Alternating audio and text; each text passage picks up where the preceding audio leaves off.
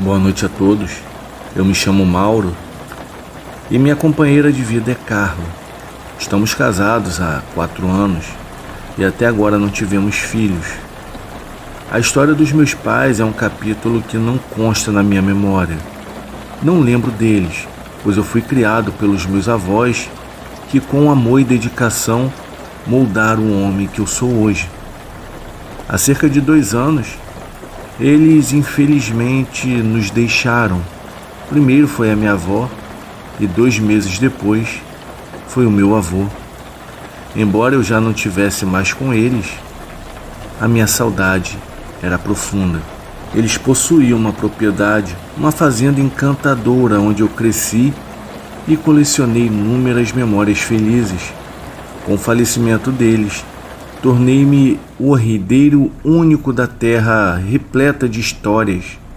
Após muitas conversas e reflexões com a Carla, tomamos a decisão de nos mudarmos para lá, buscando reconectar as raízes e talvez começar uma nova jornada na fazenda que tanto significou para a minha família. Ao chegarmos, percebi que a fazenda mantinha a mesma essência dos tempos em que eu vivi lá, com cada canto reavivando as memórias da minha infância. Tudo parecia tranquilo nos primeiros dias, até que inesperadamente, eventos peculiares começaram a ocorrer. Uma noite, Carla me despertou alarmada por sons incomuns que ecoavam do andar térreo, onde ficava a parte principal da casa, enquanto nosso quarto situava-se no andar superior. Ao me concentrar, confirmei a presença dos ruídos inquietantes que lembravam o arrastar de correntes e lamentos abafados. Intrigado e tanto receoso, resolvi investigar a origem dos sons. Contudo, assim que abri a porta do quarto, o silêncio tomou conta do ambiente, levando-nos a questionar se aquilo não passaria de uma ilusão provocada pelo vento, ou era realmente fruto da nossa imaginação. Retornei à cama e, ao adormecer, novamente me vi envolvido em um sonho onde os meus avós estavam presentes.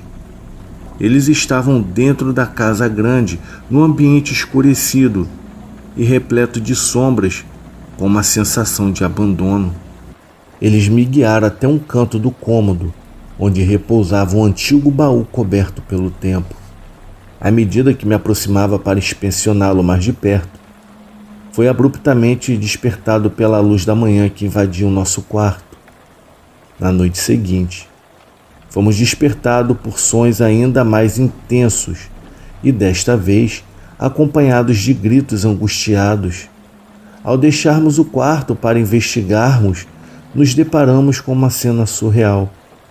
Diversas criaturas perambulavam pelos corredores da casa, emitindo sons estridentes e se movimentando em uma agitação frenética, transformando o ambiente em um cenário de pesadelo.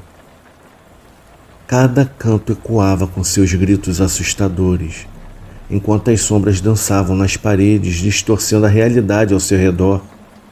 O meu coração batia descompassado e uma sensação gélida de terror se espalhou por cada nervo do meu corpo, deixando-me imóvel, como se eu estivesse enraizado no chão. Foi nesse momento de puro pavor que uma das criaturas, em meio à turbulência, voltou a sua atenção aterradora para mim. Diferenciando-se das outras pela sua estatura imponente e traços que vagamente remetiam à forma humana, ela se destacava de maneira sinistra. Os chifres que adornavam sua cabeça eram tão grandes que pareciam tocar o teto.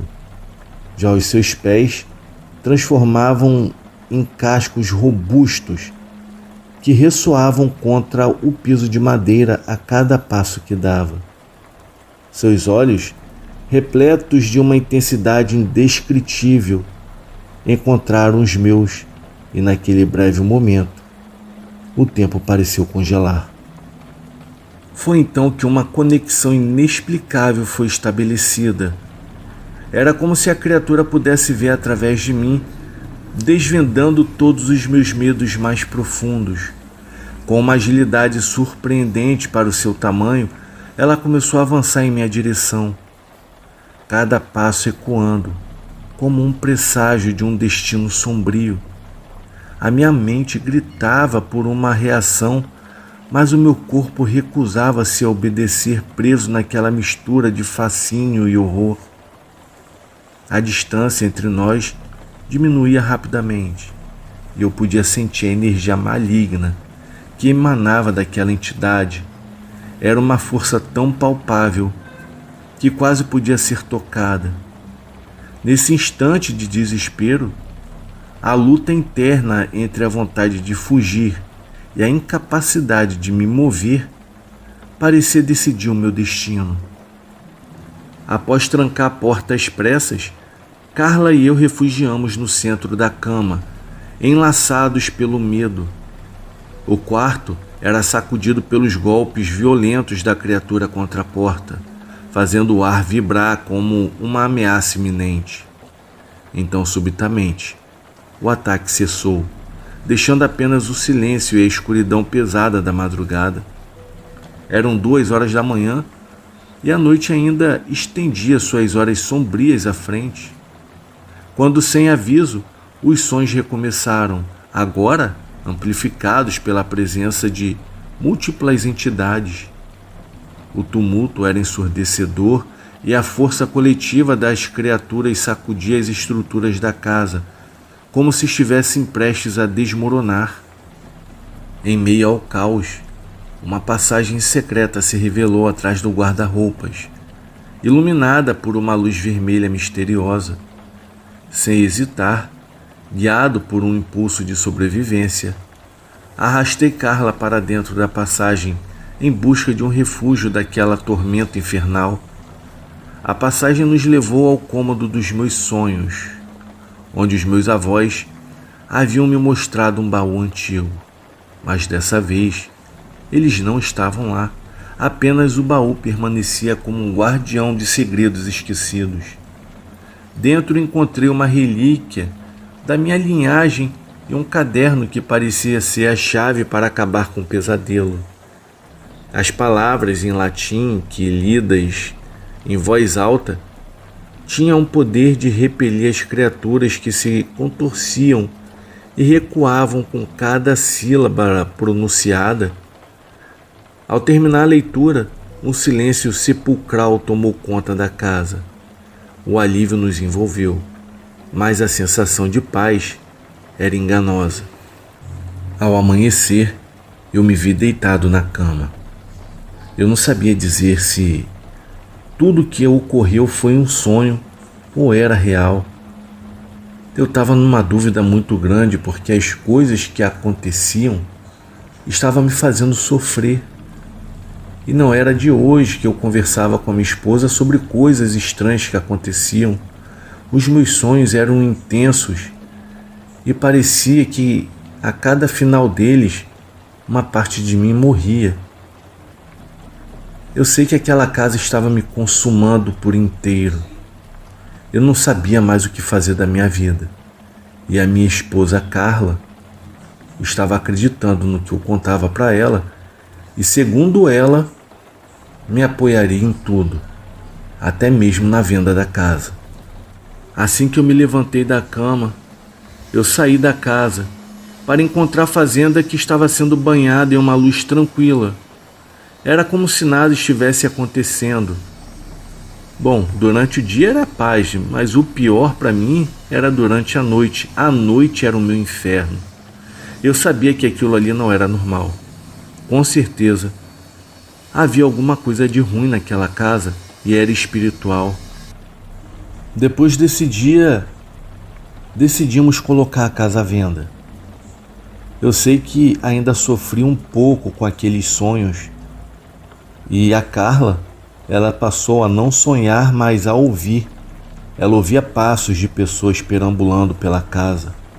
Ela ouvia choro de bebê durante a madrugada.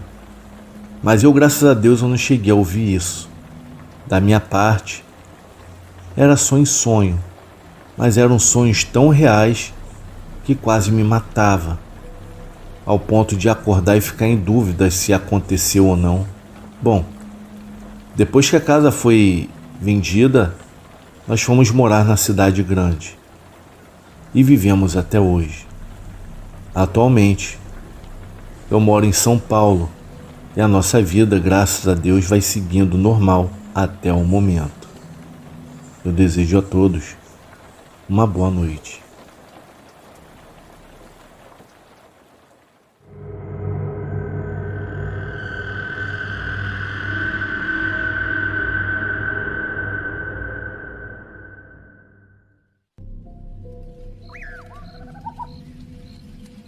Olá, o meu nome é Juan. Eu gostaria de compartilhar o meu relato sobre uma fazenda em Minas Gerais, na cidade de Patrocínio, que comprei para curtir a minha aposentadoria. Parecia o lugar perfeito, com vastos campos, ar puro e tranquilidade. Mudei-me para lá com a minha família, ansioso por dias de paz e sossego. No entanto, o que encontramos foi muito além do que poderíamos imaginar. Depois de alguns dias na fazenda, comecei a notar coisas estranhas acontecendo na área onde ficava a antiga plantação de café.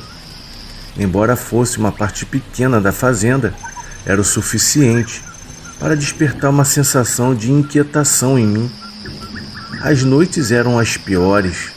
Era um frio inexplicável que parecia pairar sobre aqueles campos, mesmo quando o calor do dia ainda se fazia sentir.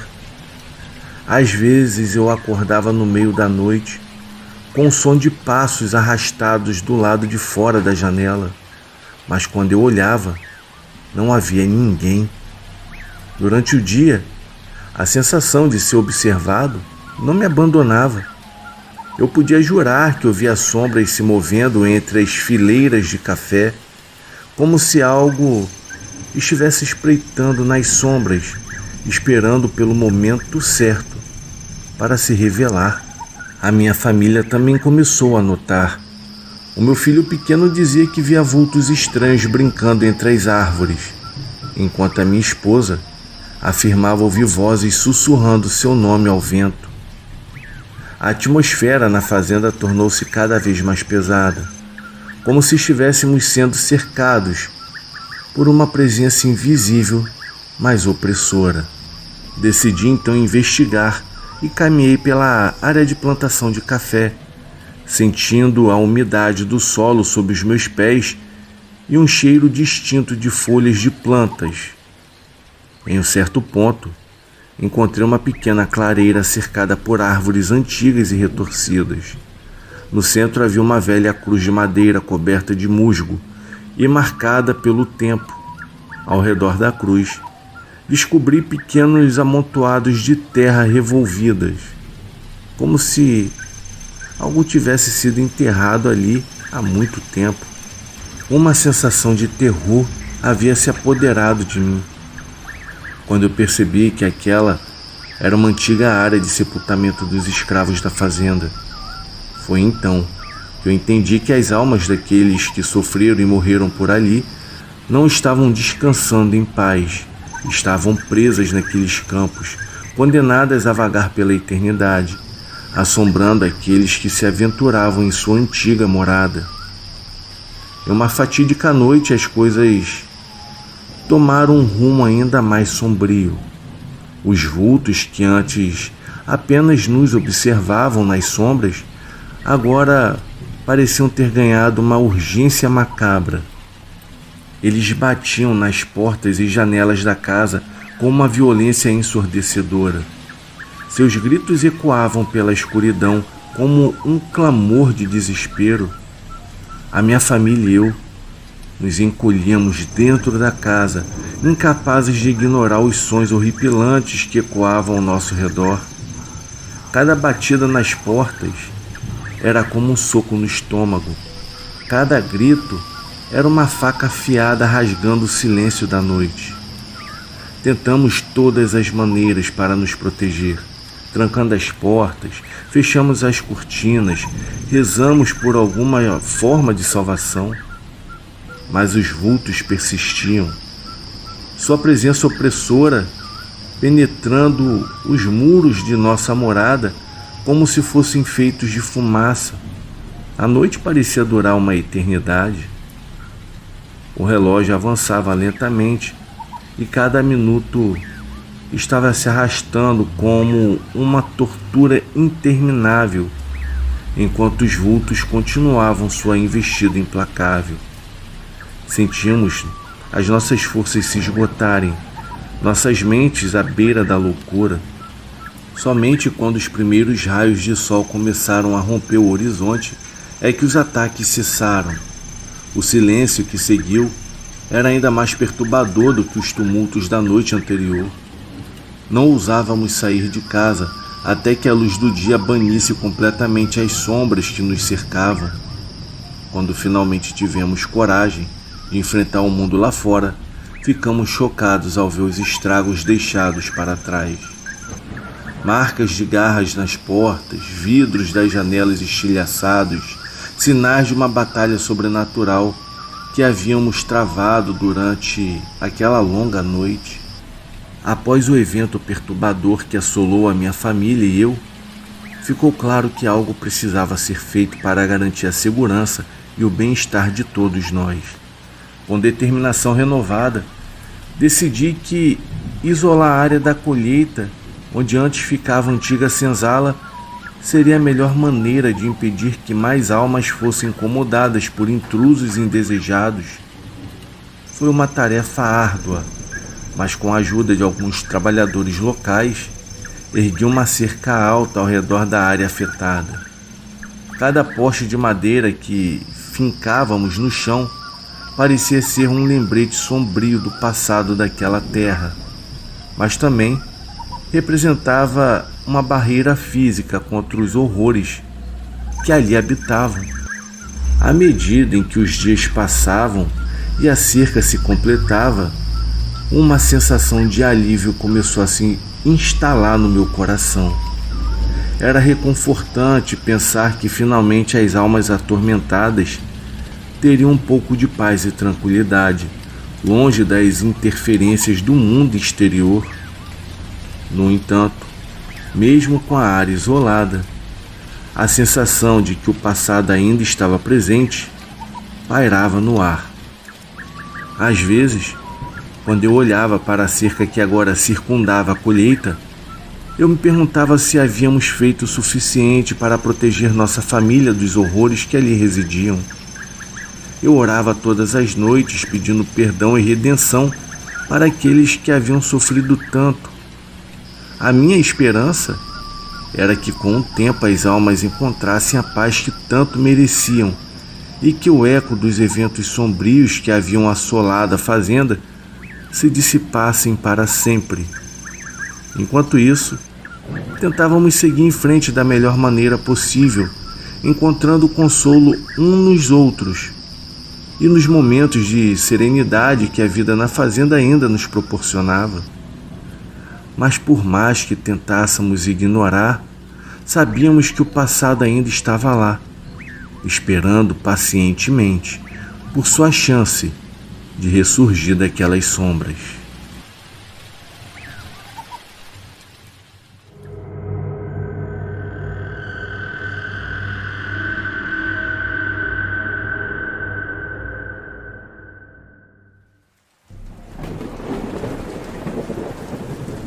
Boa noite, o meu nome é Ronaldo Rodrigues. Eu me inscrevi no canal no final do ano passado e desde então tenho acompanhado com bastante atenção os muitos casos que são contados nele. Por isso, me atrevi a escrever e enviar esse relato contado alguma das muitas histórias no qual meu avô paterno Cecílio Rodrigues nos relata sobre as coisas em que ele já viveu durante suas andanças da época em que era caixeiro e vivia vendendo de porta em porta aqui no interior do Nordeste. O meu avô já tem 92 anos de idade, mas graças a Deus está lúcido e forte. E se a gente deixar, ainda quer ir trabalhar no sítio dele, que fica em Nazarezinho, uma cidade a cerca de 30 quilômetros aqui de Souza.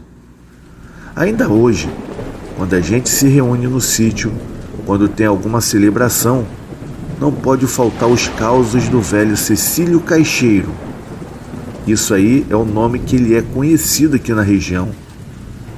Por isso quero convidá-los a se imaginar, sentados na varanda de um sítio, junto comigo, os meus irmãos e primos, para escutarmos as histórias do meu avô, que são verdadeiras aventuras.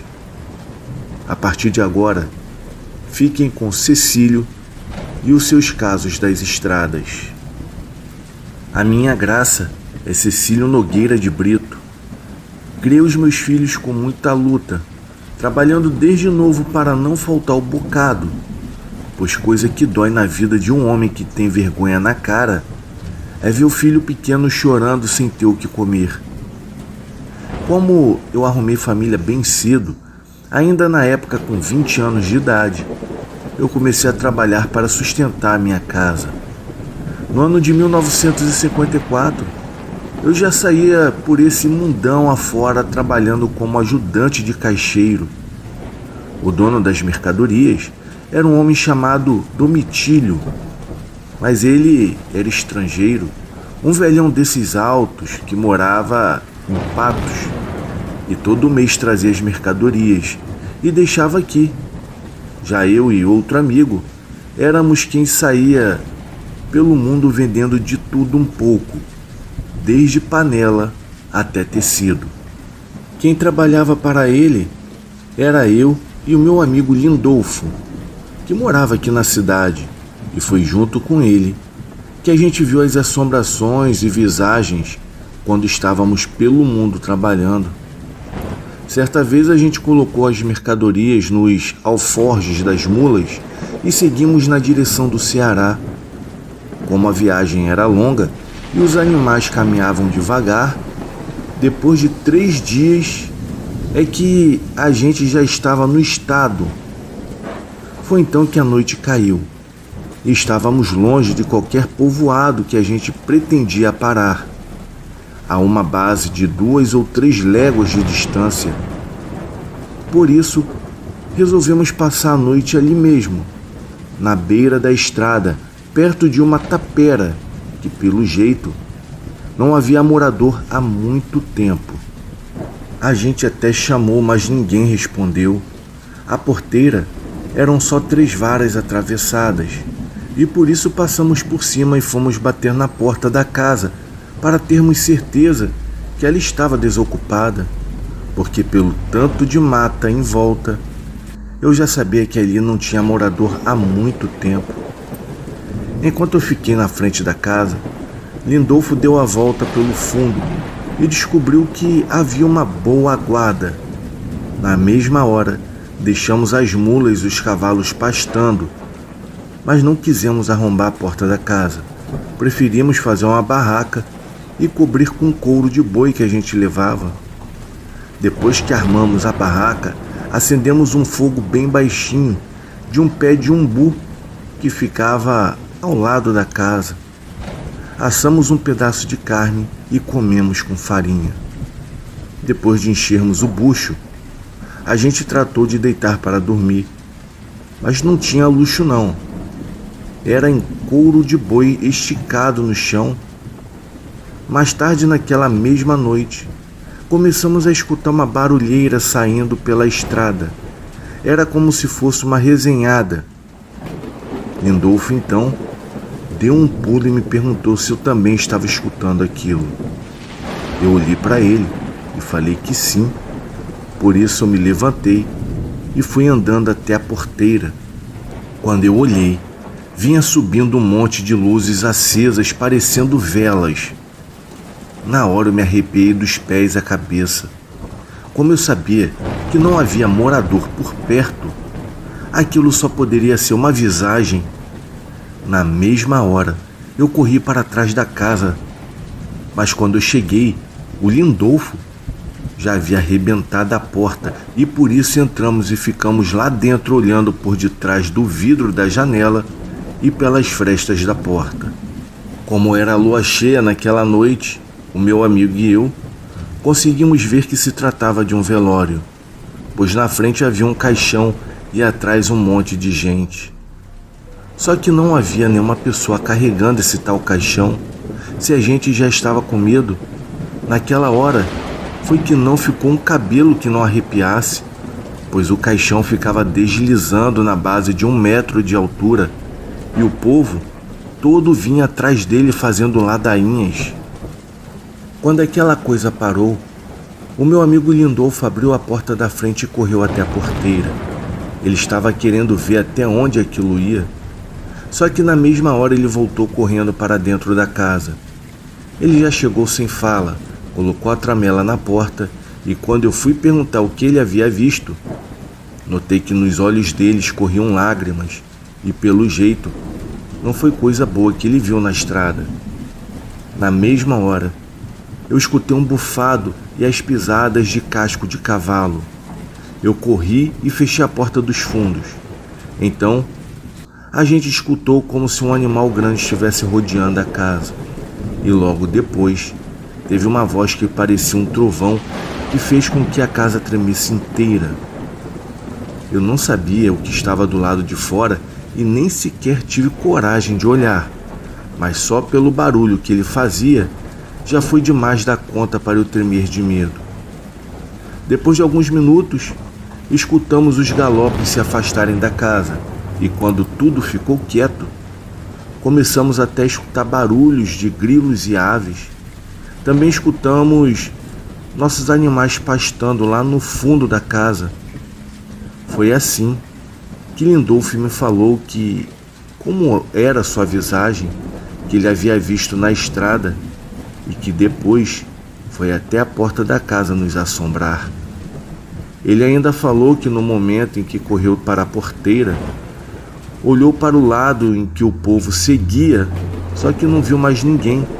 Era como se aquelas pessoas e o caixão simplesmente tivessem desaparecido na hora. Foi então que ele sentiu um negócio ruim, e então escutou um galope vindo logo atrás, e quando olhou, viu uma coisa como se fosse um homem montado em um bicho que parecia uma besta fera que havia saído do inferno. O homem que ele viu era alto, com mais de 2 metros, e o bicho que ele estava montado era como se fosse um cavalo, só que no lugar dos olhos haviam 2 tochas de fogo. O meu amigo disse também que os pelos do animal eram tão pretos que até brilhavam, e quando ele viu aquilo, deu um grito e correu para casa outra vez, pois nunca pensou que uma coisa daquelas pudesse estar ali ou até mesmo existir. Ficamos dentro da casa até o sol raiar, e quando já estava tudo claro, foi quando saímos da tapera. Ao redor da casa, os matos estavam amassados e no lugar das pisadas, o chão estava fundo, como se fosse queimado. Por sorte, a nossa tenda estava de pé, então pegamos os animais, colocamos os alforjes e seguimos com a nossa viagem no rumo do povoado. Mais à frente, havia um cemitério velho com as cruzes todas caídas e o mato estava tomando conta de tudo. Quando passamos em frente, eu senti um arrepio, mas seguimos direto sem olhar para trás, pois o meu medo era que se eu virasse a minha cabeça, eu pudesse enxergar uma daquelas visagens, mesmo sendo durante o dia. Mas graças a Deus chegamos a um povoado, e assim que a noite caiu, ficamos na pensão de uma mulher chamada Dona Margarida. Durante a noite, na hora do jantar, Lindolfo e eu falamos para ela e seu marido sobre o que tínhamos visto na estrada. Dona Margarida logo se benzeu e disse que foi Deus que nos protegeu, pois se um homem montado num cavalo tivesse nos pegado, ele nos levaria para se juntar ao cortejo e ninguém nunca mais teria notícia da gente. Em seguida, ela foi para o quarto, acendeu uma vela e rezou agradecendo pelo livramento. Nós ficamos trabalhando durante uns 2 dias por lá perto, vendendo e recebendo dinheiro das mercadorias nos sítios e fazendas que ficavam em volta desse povoado. mas quando dava na base das 5 horas da tarde, a gente logo voltava, pois nem Lindolfo e eu tivemos mais coragem de andar naquelas estradas depois que escurecia. Quando finalmente terminamos o serviço, seguimos para outro povoado, só que parte da estrada era voltando por onde a gente havia passado e tínhamos que passar em frente ao tal cemitério. Por isso saímos bem cedo, mas quando a gente passou por lá, as mulas dispararam numa carreira que quase derrubava as mercadorias. Eu não vi nada, mas Lindolfo me falou que ele viu um cavalo dentro do cemitério e, como estava de dia, ele conseguiu ver que parecia muito o animal estranho que tinha visto naquela noite. Só voltamos naquele povoado para receber o que já tínhamos vendido, pois senão eu e ele teríamos que pagar o prejuízo. Mas depois que recebemos, nunca mais tivemos coragem de voltar naquela estrada nem de dia, tampouco durante a noite. Eu aviso a vocês que essa foi apenas uma entre tantas histórias que o meu avô conta. Outro dia, apareço aqui para contar mais alguns causos. Até lá e boa noite.